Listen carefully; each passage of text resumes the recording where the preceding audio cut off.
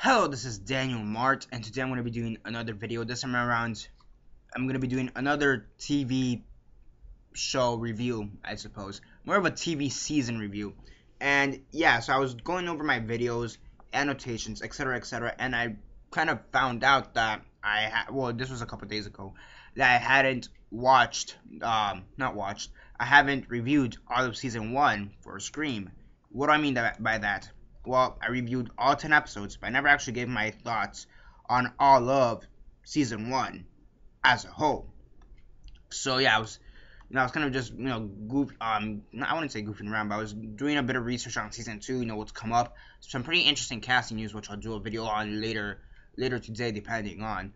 But yeah, I was kind of just doing annotations and doing Scream season 2 research, because I haven't heard anything out of that show, because I know the season 2 is supposed to premiere out later this year, around May or July or something like that, May, June, July, in the summer, but I don't know much about it after that. So yeah, apparently season 2 comes out like on May 31st, so that's pretty interesting, but more on that video, but more information when I do that video about the casting news. So yeah, so basically here, I'm basically going to be giving my thoughts on season 1 of Scream. So if you haven't watched any of season 1, if you still have some catching up to do, well, here's the time to leave. 10-second spoiler warning as usual. For those who have yet to actually watch the show and haven't already, stop the video, go check it out, and then come back and watch the rest of this review. 10-second spoiler warning as usual, starting now.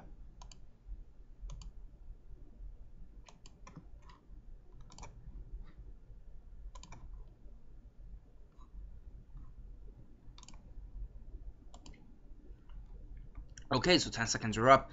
So for those who have yet to actually watch the show and haven't already, well, please don't comment down below or be messaging me. That never give you fair warning, because as usual I did. So yeah, this is a video a long time coming. Apparently the last time I did a video on Scream was in September, when the season finale premiered.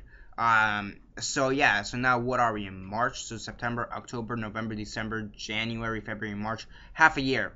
I am late as shit. Let's go with that. So yeah, as usual, quick synopsis, likes and dislikes, and then the rates. So it's Scream, serial killer. Who the fuck is it? Let's find out. Yeah, you have your group of teenagers, about 10 to 12 characters, more or less. That's basically your core group of survivors. I suppose that's what you call them, survivors, teenagers. It's about 10 to 12 of them. And they're basically dealing with their everyday teenage bullshit, love, homework, having sex with teachers, divorce, kind of, the history of the town. So yeah, your typical bullshit, your typical bullshit teenage stuff. Yeah, and then all of a sudden, a serial killer decides to pop up and starts off with Bella Thorne, who's basically the town bitch. Kills off her boyfriend, and after that, the serial killer starts killing off some of our core survivors. He starts off with killing one of Emma's best friends. She was Indian, if I'm not mistaken. I forgot her name. She died like in episode 3, so it doesn't really matter. But yeah, basically it's, trying to kill everybody for revenge. It's basically a revenge plot, in a sense, similar to the Scream movies. So yeah, we really start exploring as to why this killer is doing the things that he or she is doing. Why is Ghostface killing these people? Why is he going after these people? And yeah, and now one thing I will say, I do like how they kind of, when they're about to kill someone, they have it in a way that, wow, it's not this one character who's gonna die. It could be these characters who could die. It's like they give you like a group of 3 or 4 or 5 characters, and then they make you decide which one's gonna die. Sometimes none of them die. Sometimes they all survive, and sometimes one of them do die. But it's so hard to decide. So hard to think of which one's gonna die because of the situation. The best examples are always with Brooke. However, and yeah, funny thing with Brooke, she's like that typical blonde chick doesn't give a shit about anything, just wants to have sex, and she's a party girl. Somehow she managed to survive all the way to the end of the season. Like, she survived the show. Really surprised that she survived, to be honest, because I mean, of her character stereotype, let's be honest. So, I mean, yeah, overall pretty good in that regard. They did divert my attention from one character who I thought was gonna die to other characters, so I didn't really expect them to die at all, or at least not in that moment, for example. So yeah, pretty interesting twists and turns. There's the one teacher, Hunter, was that his name, Hunter? Wow. I just watched the show. I probably finished the show, or finished rewatching the show like yesterday, or maybe 2 days ago, depending on time. Because I'm filming this like at 12 o'clock, so maybe yesterday or 2 days ago, depending on the time. And I'm already forgetting the characters' names.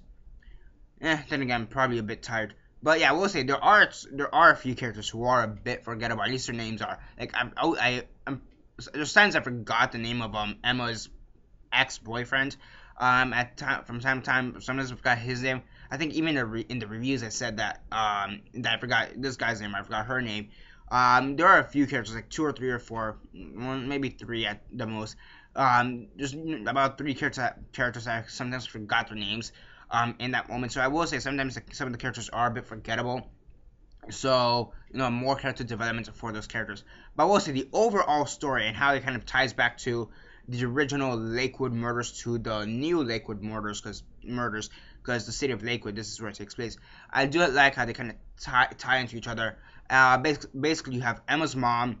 I wouldn't say she was going out necessarily, but she was basically friends with this one neighbor who was deformed. Nobody really talked to him. He was like that one kid that nobody gives a shit about, and you're just mean to because you can.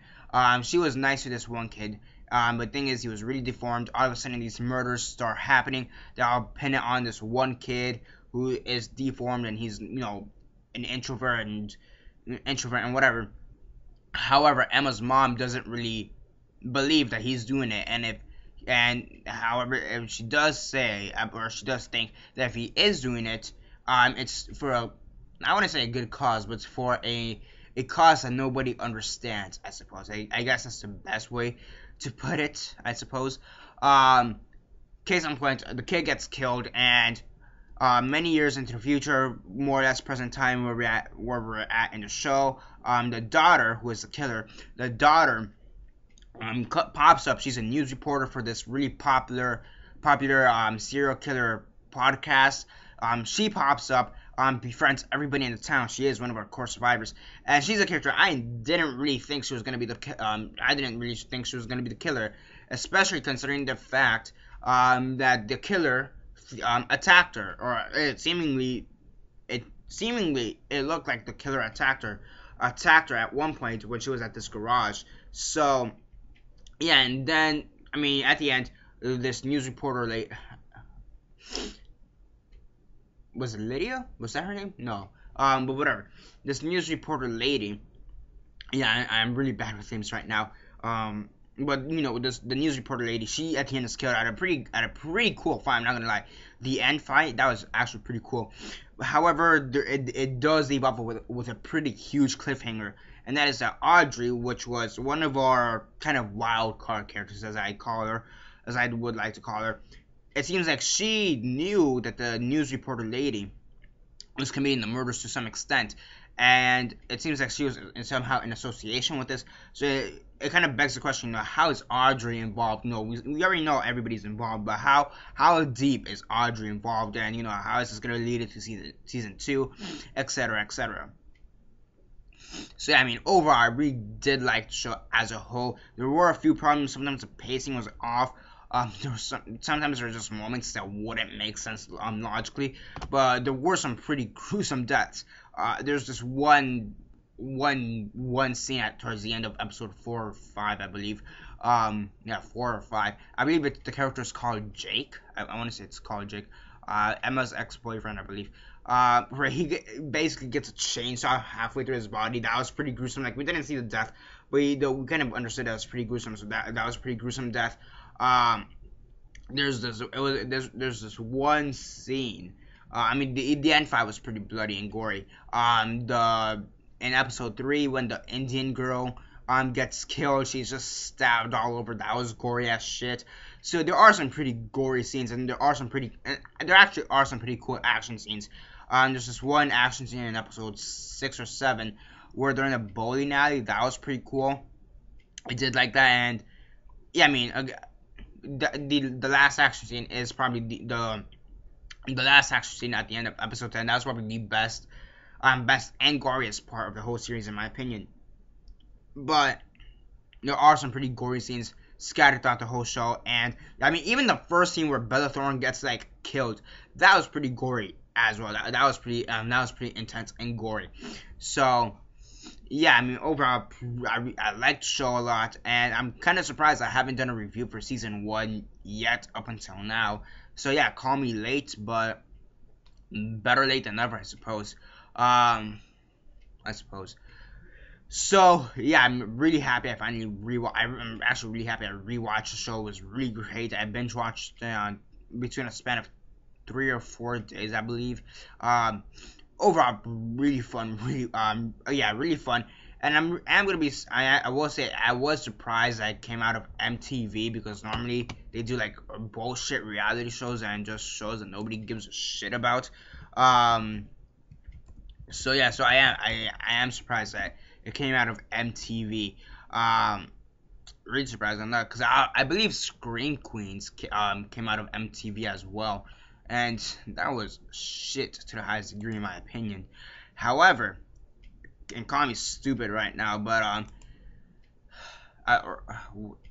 no, I was wrong. Scream Queens came out of Fox. So yeah, interesting. Whatever.